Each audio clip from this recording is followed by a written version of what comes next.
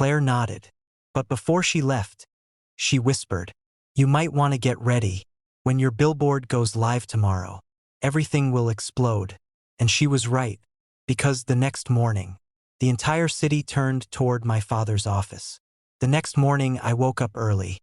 I couldn't even eat breakfast. My stomach was tight the whole drive into the city. Today was the day. My billboard was going up on Riverstone Avenue, one of the busiest streets downtown. As I turned the corner, traffic slowed. People were looking up, phones in their hands. I parked and stepped out of the car.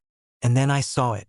My face, huge, bright, confidence, right across from my father's office windows. The message under it shined like the sun. Be more than they said you could be. Mason Hayes. I felt my throat get tight, not from fear, but from pride. Real pride, the kind ID never felt growing up. People on the sidewalk were pointing at the board. That's the guy from the ad. I love that message. He's inspiring. For a moment, it felt like everything froze, like the world had stopped just to see me win. Then I looked up at the 22nd floor, my father's floor, and I saw him, standing at the window, staring at my billboard. Even from across the street, I could tell he wasn't happy. His face looked dark and stiff, like someone had slapped him in public. Leo walked up beside me, smiling. "You did it, Mason. You're finally being seen." But before I could answer, my phone buzzed again. A new message. Unknown number. "Your father is about to make a very ugly move. Be ready." My hands shook a little. Leo noticed. "What's wrong?" I turned the screen toward him. He frowned. "Someone inside his company is watching everything he does." I looked back up at the window. My father was no longer there, and the empty space where he stood felt like the start of something dangerous. I barely got back to the office when my phone rang again. This time it wasn't a warning. It wasn't a reporter. It was my father. His voice wasn't calm like before. It was tight, sharp, almost shaking. "Mason," he said, "come to my office." "Now." "No," I answered. "You don't get to order me anymore." He took a slow breath, but I could hear the anger boiling under it. "You think that billboard makes you powerful?" he said. "You think people care about you? They don't. They only care because you're connected to me." I almost laughed. He still didn't get it. "I built this without you," I said. "People are supporting me because they like me, because they see something in me you never did." He didn't like that. His voice rose. "You are nothing without my name." I froze for a moment. Then something inside me snapped. "I'm not nothing," I said quietly. "Not anymore." There was a long silence. Then he said something that made my blood run cold. "If you want, come to my office. They'll come to you." He hung up. For a moment, I couldn't breathe. Leo walked in at the exact wrong time. "Hey Mason, we just got the new numbers. Your billboard." "It's my dad," I whispered. "He's coming here." Leo's eyes widened. "What? Why?" "I don't know. But he's angry." We both went to the window, and there he was, walking across the street. Fast, focused, like a storm in a suit. People moved out of his way. "Mason," Leo said, "whatever he's planning, this isn't normal father-son talk." I swallowed hard. I knew Leo was right. My father wasn't coming to talk. He was coming to take something back. The office got quiet the moment he stepped in. Everyone recognized him.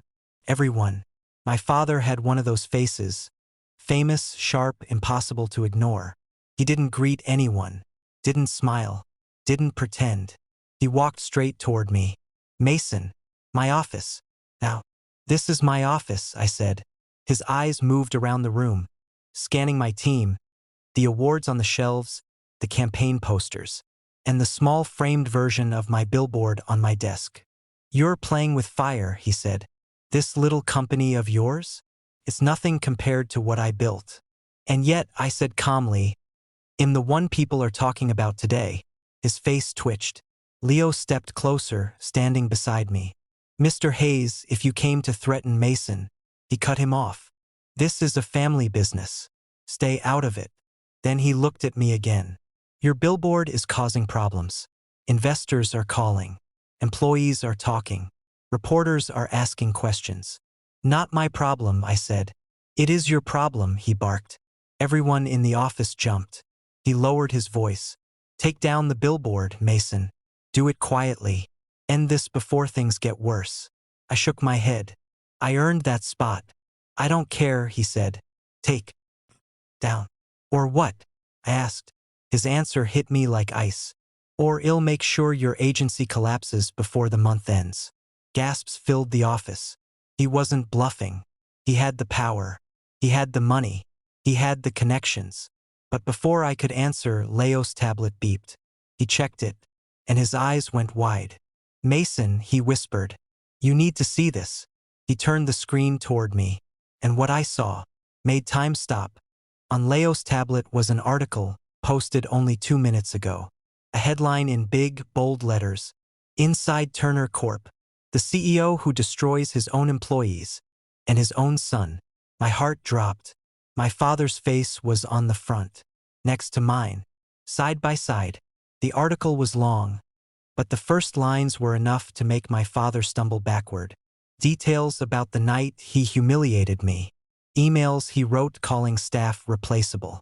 Statements from employees saying he ignored their ideas. Proof he stole and reused the projectile took from me. Documents showing investors were losing trust. Every ugly truth was there. Every secret. Every lie. My father's jaw tightened. Who released this? I shook my head. Wasn't me. He stared at me like he didn't believe it. But then Leo pointed to the bottom of the article. Source. Anonymous employee inside Turner Corp. My father froze. Someone inside his own empire had turned against him. Someone who wanted the world to see who he really was. And when he looked at me again, he didn't look angry. He looked afraid. Mason, he said quietly, you have to take that billboard down. You don't understand what's happening. People are trying to ruin me. I swallowed hard. Dad, I said, you ruined yourself. His face cracked.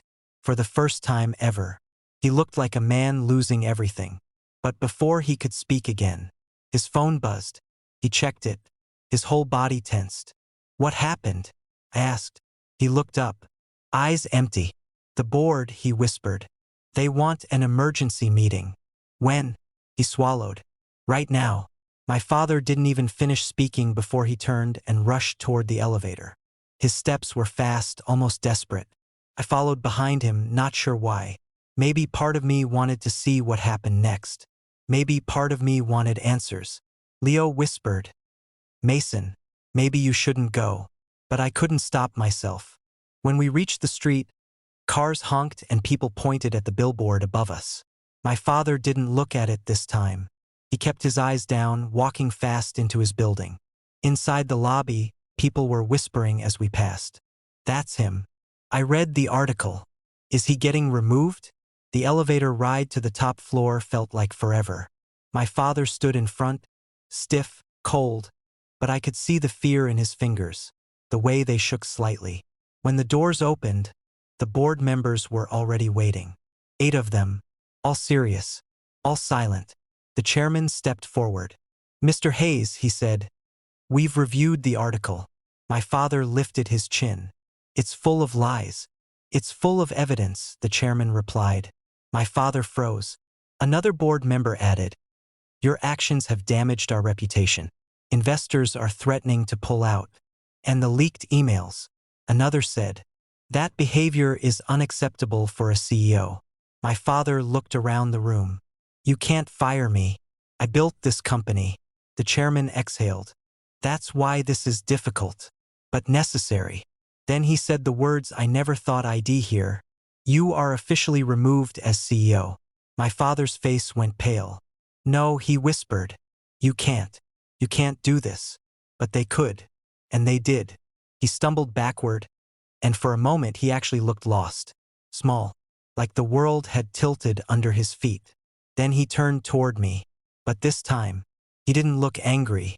He looked broken. Mason, he whispered. Did you do this to me? For the first time in my life, I didn't know what to say, because even though I didn't leak anything, my success lit the match that burned everything down. and deep down, I wasn't sure if I regretted it. I barely slept that night. My mind kept replaying everything: my father's insults, the stolen project, the leak, the upcoming story, and the Billboard launch. By morning, my stomach felt tight. Leo picked me up before sunrise. "You ready?" he asked. "I think so." When we reached the downtown district, workers were finishing last-minute checks on the giant billboard right across from my father's office tower. The sky was still gray, but the lights on the board were bright. I looked up and froze. My face, huge, confident, fearless, and right under it, "Be more than they said you could be." Mason Hayes. For a moment, I couldn't breathe. It didn't feel real. I had dreamed about being seen, being valued. But this was bigger than anything I imagined. Then the sun rose, hitting the billboard like a spotlight. People on the street stopped to stare. Drivers slowed down. Phones came out. Photos were taken. And right then, across the street, workers began taking down my father's company banner. Something was wrong on his side of the block. "Mason," Leo murmured. My father's face appeared in the office window. He was staring at the billboard with shock and anger mixed together. He wasn't expecting this. He wasn't ready. And then, his phone started blowing up. He grabbed it, looked at the screen, and his expression changed from anger to fear. Something big had hit the news. Something about him. And I knew exactly what it was. My phone buzzed nonstop. Leo's phone buzzed. Even strangers around us were looking at their screens. Claire's article dropped. Not just a simple story. It was everywhere. News websites, social media, blogs, morning shows. The headline made my heart stop. CEO humiliates his own son, steals his work, and tries to block his career. Employees speak out. The article detailed everything: the stolen project, the public humiliation, the internal complaints, the toxic culture, the leak, and worst of all, my father's emails calling me ordinary, a nobody, and a risk to the company. People were angry, very angry. Comments poured in. "Your father is heartless. Mason deserved better. How can a dad treat his own son like this?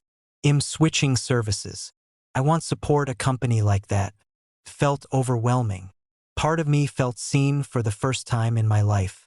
Another part felt scared. This was bigger than I expected. Leo put a hand on my shoulder. "Mason, your story hit people. They relate to being underestimated. They relate to being pushed aside. This is why it's blowing up." Across the street, my father wasn't looking at the billboard anymore. He was on the phone, pacing, shouting. His world was shaking. And then a black car pulled up fast in front of his building. Out stepped 3 board members. Something was about to happen. Something irreversible. Watch out for part 3.